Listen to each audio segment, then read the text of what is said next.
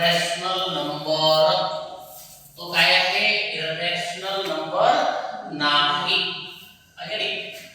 पुन्हा क्यू लिहा काय म्हणतो Q is a perfect square is a perfect square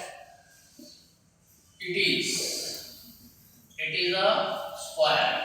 it is a square of an integer तो integer का काय आहे square x is not a irrational number not म्हणजे काय म्हणायचं रे याला negation p म्हणायचं काय म्हणायचं negation p म्हणायचं आणि it is a square सांगा तो काय सांगा बट हे शब्द कोणासाठी आले बट कंजंक्शन कोणासाठी आले बट हे कंजंक्शन म्हणजे का कंपाऊंड सेंटेन्स लक्षात येते कंपाऊंड तुम्हाला इंग्लिश ग्रामर आलं पाहिजे कंपाऊंड मिक्स्ड कॉम्प्लेक्स कंपाऊंड आणि मिक्स्ड एकमेकांचं कन्वर्शन करता आलं पाहिजे हे सेंटेन्स कोणतं आहे कंपाऊंड आहे आणि कंपाऊंड सेंटेन्स मध्ये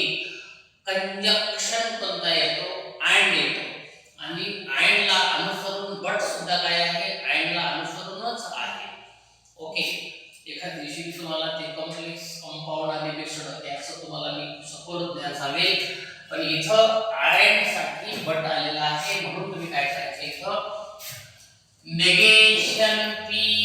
अँड q असं लिहायचं नेगेशन p अँड q असं लिहायचं ओके नॉट आलेला आहे म्हणून मी नेगेशन लिहिलं इथं ओके अशा पद्धतीने तुमचं